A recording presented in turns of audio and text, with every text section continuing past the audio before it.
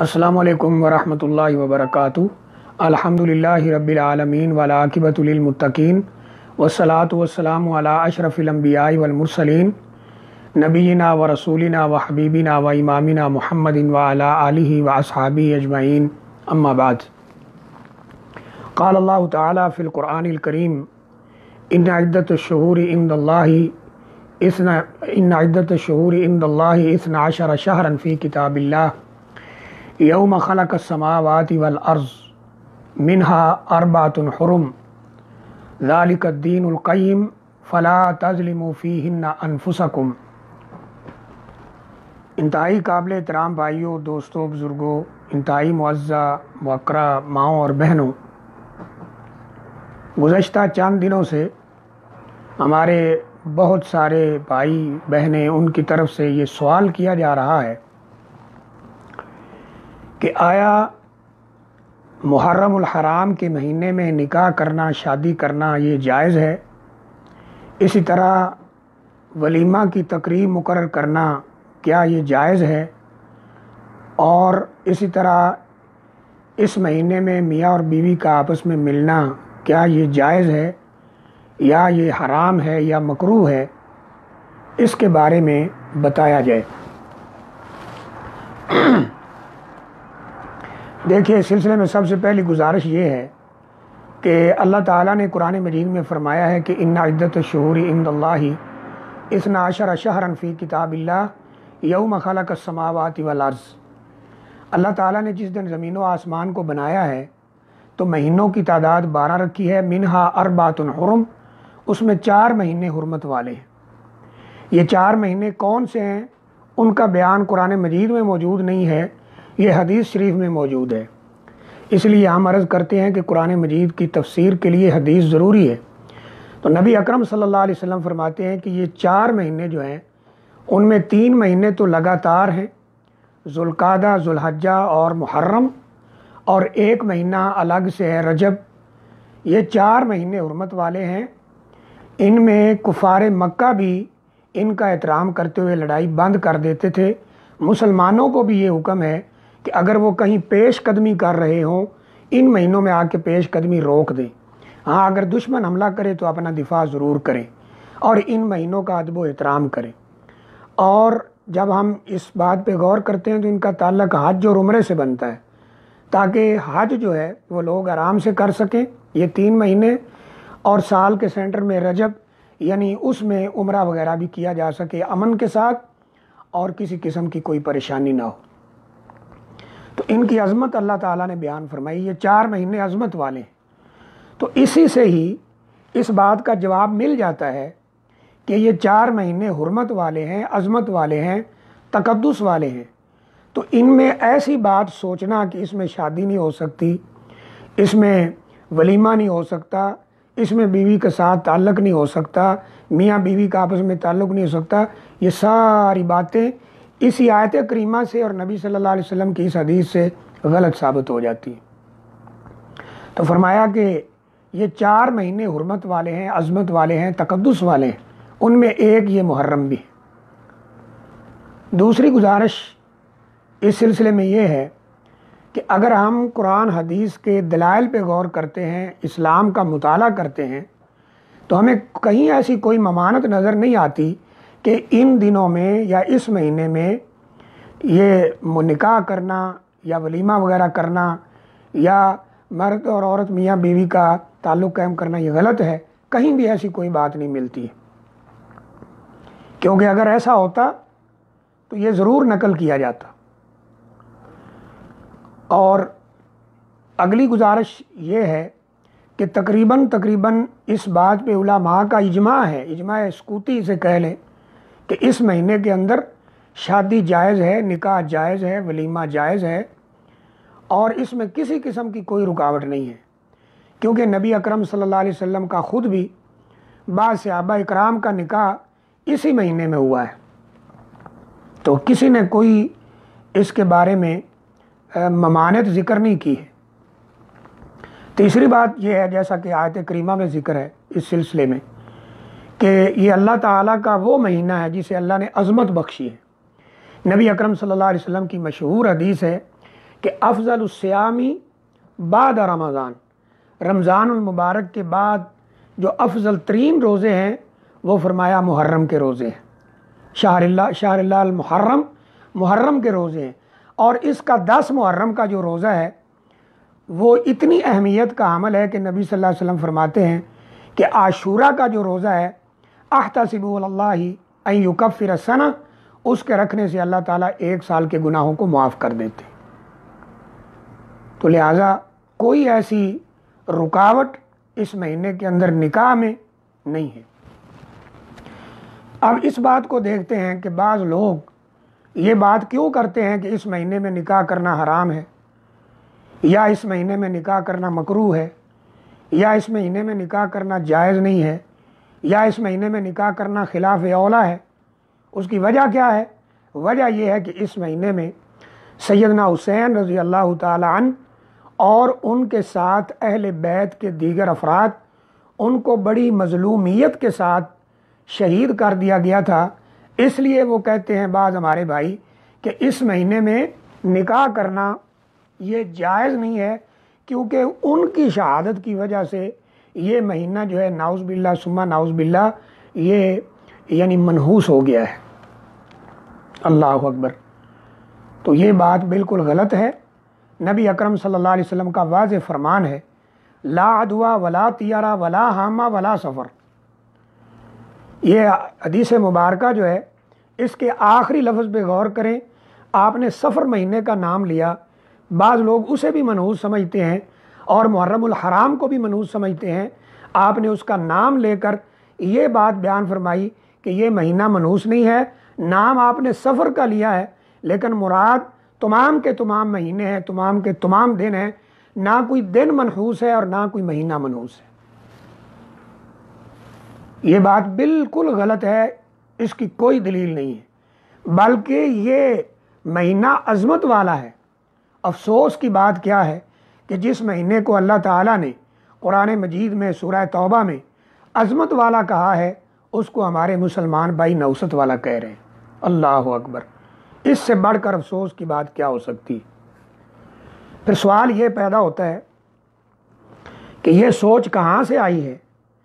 سیدنا حسین رضی اللہ تعالیٰ عنہ کی جو شہادت ہے اور ان کے ساتھ اہل بیت کی مظلومانہ شہادت کہ یزیدی فوج نے بڑے ظلم و ستم کے ساتھ ان کو کربلا کے میدان میں شہید کیا، اہل بیت کے افراد کو شہید کیا اور انتہائی ظلم سے کام لیا۔ یہ ظلم اپنی جگہ پر بہت بڑا ظلم ہے، لیکن کیا کسی کی شہادت سے یا اہل بیت کے افراد کی شہادت سے وہ مہینہ منحوس ہو جاتا ہے؟ یہ سوچ کہاں سے آئی ہے؟ قرآن اور حدیث میں، اسلام میں تو اس بات کا کوئی بھی دور دور تک کوئی نشان نہیں ملتا ہے۔ یہ سوچ اصل میں اسماعیل صفوی جو تقریباً 930 ہجری کے اندر فوت ہوا ہے، اس نے اس سوچ کو پروموٹ کیا ہے۔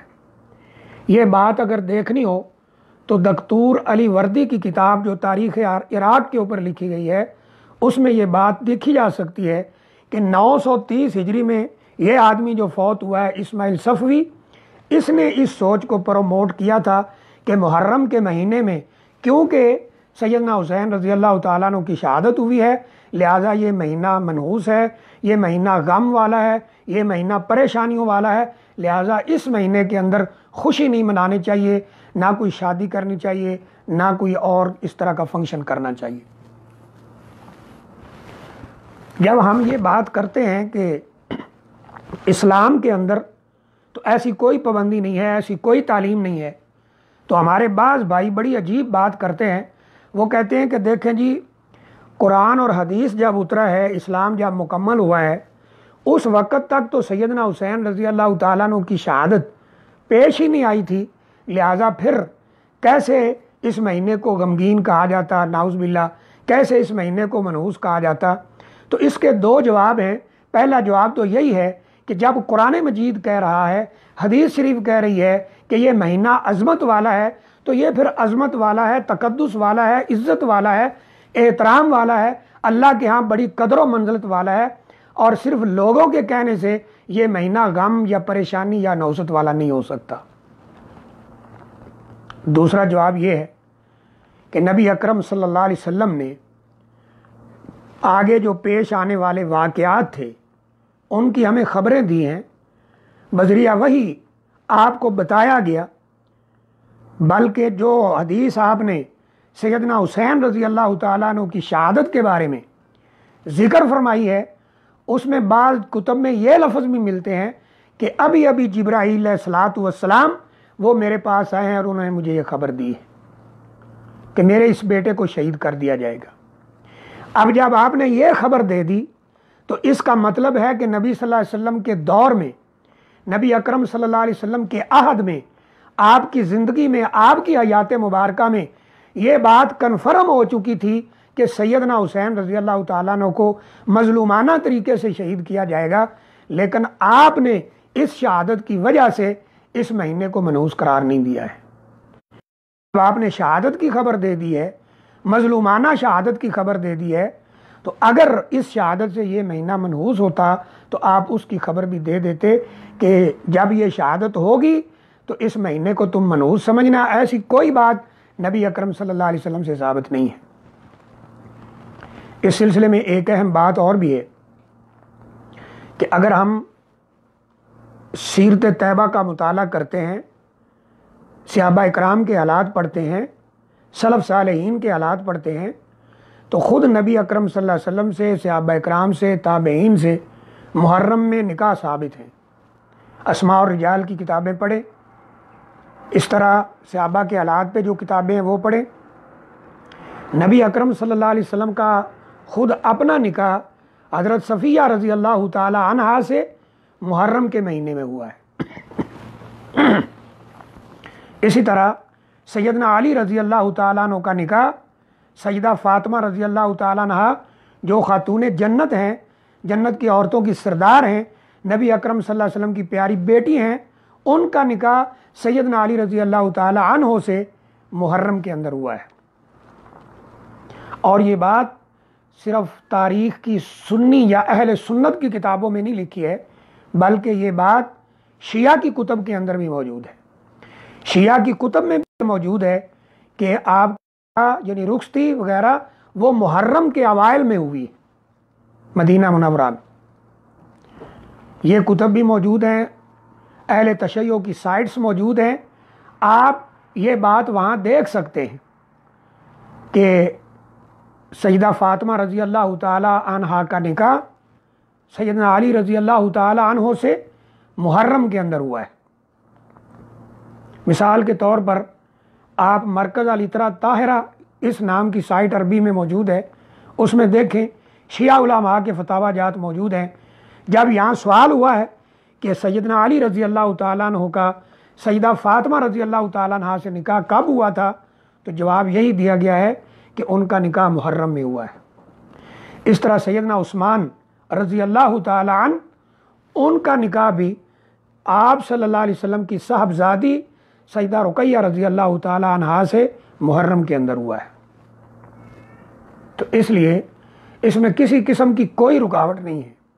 جہاں تک یہ بات ہے کہ سیدنا حسین رضی اللہ تعالیٰ عنہ کو شہید کیا گیا مظلومانہ طریقے سے، وہ بالکل حقیقت ہے کہ یزیدی فوج نے ظلم کی انتہا کرتے ہوئے سیدنا حسین رضی اللہ تعالیٰ عنہ اور ان کے ساتھ دیگر جو اہل بیت کے افراد تھے ان کو مظلومانہ طریقے سے شہید کیا۔ لیکن سوال یہ ہے کہ کیا سیدنا حسین رضی اللہ تعالیٰ عنہ کی شہادت کی وجہ سے یہ مہینہ منحوس ہو گیا ہے؟ نعوذ باللہ، تو ایسی کوئی بات نہیں۔ اگر یہ فلسفہ رکھا جائے تو شاید تاریخ اسلام کے اندر کوئی ایسا دن آپ کو خالی نہیں ملے گا، کوئی مہینہ خالی نہیں ملے گا جس میں لوگوں نے شہادتیں پیش نہیں کی، اہل بیت کے افراد نے شہادتیں پیش کی ہیں، صحابہ اکرام نے شہادتیں پیش کی ہیں، اور تابعین کی شہادتیں ہوئی ہیں، تبع تابعین کی شہادتیں ہوئی ہیں، ائمہ اکرام کو شہید کیا گیا ہے۔ پھر ایک بھی دن ہر روز کوئی نہ کوئی شہادت ہوئی ہے۔ اور اگر اس پوائنٹ سے بچنے کے لیے بعض ہمارے بھائی یہ کہہ دیں کہ جی عام لوگوں کی شہادتیں، ائمہ کی شہادتیں وہ اور ہیں، سیدنا حسین رضی اللہ تعالیٰ عنہ کی شہادت اور ہے، تو پھر ہم کہیں گے کہ اگر کسی کے دنیا اس کے ساتھ اس طرح کی کوئی بات ہونے کے بعد یا دنیا سے چلے جانے کے بعد کوئی مہینہ اس طرح زیادہ حق ربیع الاول رکھتا ہے جس میں نبی اکرم صلی اللہ علیہ وسلم دنیا سے گئے ہیں، کہ اس میں پھر غم منایا جائے، کیونکہ نبی اکرم صلی اللہ علیہ وسلم کا دنیا سے چلے جانا یہ سب سے بڑی مصیبت ہے۔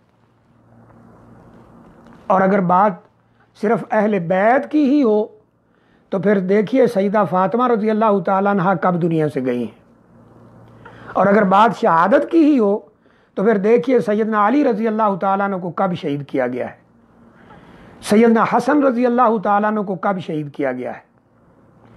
یہ سیدہ فاطمہ رضی اللہ تعالیٰ عنہ، سیدنا علی رضی اللہ تعالیٰ عنہ رمضان المبارک میں آپ کو شہید کیا گیا ہے، اور سیدہ فاطمہ رضی اللہ تعالیٰ عنہ وہ رمضان المبارک میں دنیا سے رخصت ہوئی ہیں۔ اگر بات شہادت کی ہی ہو تو بدر میں 14 کے قریب صحابہ کرام شہید ہوئے ہیں، جو اسلام کی پہلی جنگ تھی اور رمضان المبارک میں ہوئی ہے 2 ہجری میں۔ اگر بات شہادت کی ہی ہو تو غزوہ احد کے اندر 70 کے قریب صحابہ کرام شہید ہوئے ہیں، اور نبی اکرم صلی اللہ علیہ وسلم کے دندان مبارک بھی شہید ہوئے ہیں، آپ کا چہرہ مبارک بھی زخمی ہوا ہے۔